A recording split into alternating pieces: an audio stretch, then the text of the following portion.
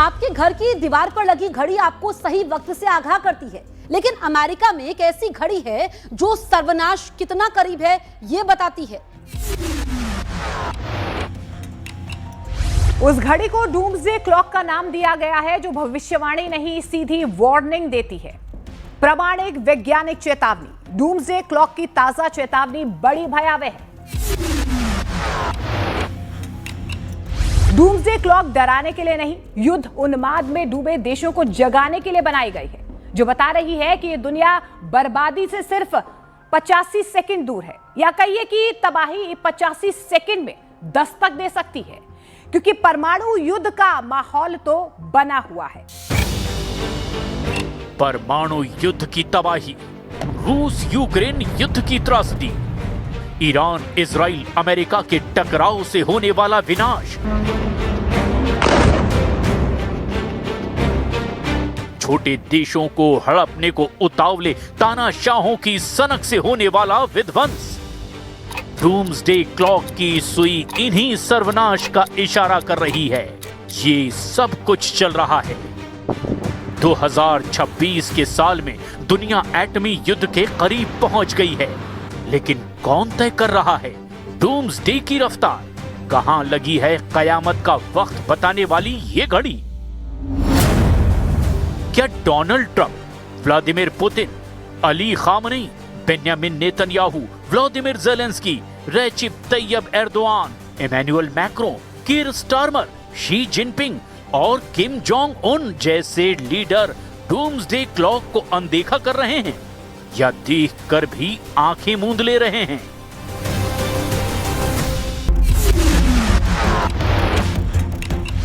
पचासी सेकंड होते ही कितने हैं? कुल जमा 1 मिनट 15 सेकंड, यानी कि खतरा सिर पर है। खतरा हर मुल्क की दर पर है। खतरा परमाणु युद्ध का है या डूम्सडे क्लॉक कुछ और भी वजह कयामत की बता रही है? आखिर कैसे तय हुआ कि 85 सेकंड कयामत दूर है? किसने तय किया कि धरती सर्वनाश से सिर्फ 85 सेकंड के अंतराल से बची हुई है? चलिए सब कुछ तफसील से जानते हैं, समझते हैं डूम्सडे क्लॉक का थ्रिल है क्या। जब महाशक्तियां आपस में टकरा रही हैं, जब धरती के 2 हिस्सों में भयानक युद्ध चल रहा है, जब बात बात पर परमाणु हथियारों की धौंस जमाई जा रही है, कभी पुतिन तो कभी Trump, Kim Jong Un atom bomb का ताव दिखा रहे हैं, तब डूम्सडे क्लॉक के सिग्नल समझना बहुत जरूरी हो जाता है। इस घड़ी का कांटा ईरान अमेरिका की एटमी टेंशन के बाद खतरे के लेवल को पार कर गया है।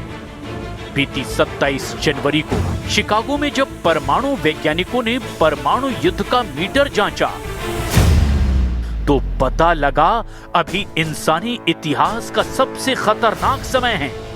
Bulletin of the atomic scientist के चीफ डैनियल होल्ट की जुबानी वो वार्निंग फिर से सुनिए। Billions of dollars in weapons that can destroy civilization many times over.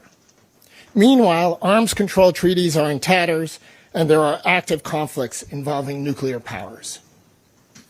The world's attempts to deal with climate change remain inadequate, as most governments fail to enact the financing and policy initiatives necessary to halt global warming. इस बात में कोई शक नहीं कि परमाणु युद्ध की टेंशन बहुत ज्यादा है। कम से कम 5 वॉर जोन ऐसे हैं जहां एटम बमों के धमाकों की धमकी दी जा रही है। ईरान से चल रहे टकराव में अमेरिका के राष्ट्रपति हर दिन न्यूक्लियर हथियारों के इस्तेमाल की धौंस जमा रहे हैं। यूक्रेन से 4 साल से ज्यादा दिनों से युद्ध में उलझा रूस दुश्मन देशों को एटम बम से दहलाने की धमकी कई बार दे चुका है।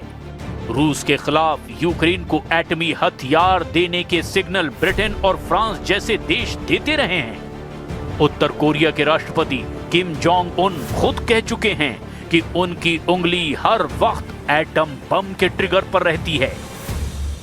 इसके अलावा चीन और पाकिस्तान जैसे देश हैं जिनके एटम बम से पूरी दुनिया के लिए खतरा माना जाता है। चीन ताइवान को हड़पने के लिए एटम बम से डराता है। पाकिस्तान आतंक फैलाने के लिए एटम बम दिखाता है। लेकिन ये कोई नई बात तो नहीं। फिर अचानक डूम्सडे क्लॉक डेंजर का रेड सिग्नल क्यों दिखाने लगी? कयामत की घड़ी का कांटा घूमता है तो आखिर कहता क्या है? इसे अब समझ लेते हैं। गुजरे 6 साल में डूम्सडे क्लॉक का कांटा कितने सेकंड खिसक चुका है? कयामत की घड़ी का हिसाब ये है कि जब सुई का कांटा आधी रात को 12 बजे का वक्त दिखाएगा तो वहीं सर्वनाश शुरू हो जाएगा। इसे डूम्सडे क्लॉक का मिडनाइट टाइम कहा जाता है। साल 2020 में इस घड़ी पर मिडनाइट से सेकंड की सुई 100 सेकंड दूर थी। 2021 और 22 के साल में सुई को आगे नहीं बढ़ाया गया, लेकिन अगले 2 साल यानी 2023 और 2024 में डूम्सडे क्लॉक पर आधी रात 12 बजने में सिर्फ 90 सेकंड का अंतर बचा। साल 2025 में ये अंतर 1 सेकंड कम होकर 89 सेकंड रह गया। लेकिन अब ये 4 सेकंड और कम होकर सिर्फ 85 सेकंड बचा है। डूम्सडे क्लॉक पर मिडनाइट का कम होता समय परमाणु युद्ध को करीब ला रहा है। ऐसा आखिर क्यों हो रहा है? इसे रूस के पूर्व राष्ट्रपति और अभी रूस की सिक्योरिटी काउंसिल के डिप्टी चेयरमैन दिमित्री मेदवेदेव से सुनिए। Рост товарооборота, несмотря на определенные трудности. Если говорить о взаимоотношениях с Европейским Союзом, все гораздо сложнее.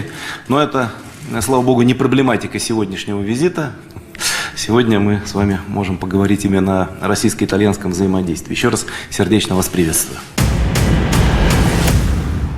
यानी अब किसी को रोकने टोकने वाले नियम नहीं, शर्तें भी नहीं, संधियों के बंधन भी टूट चुके हैं। अब जो चाहेगा एटम बम बनाएगा, जितना चाहेगा एटमी हथियार जुटाएगा। अमेरिका और रूस जब परमाणु प्रोग्राम की रेस लगा रहे हैं, तो क्या बाकी देश तमाशबीन बने रहेंगे? यकीनन नहीं। इसे ऐसे समझा जा सकता है।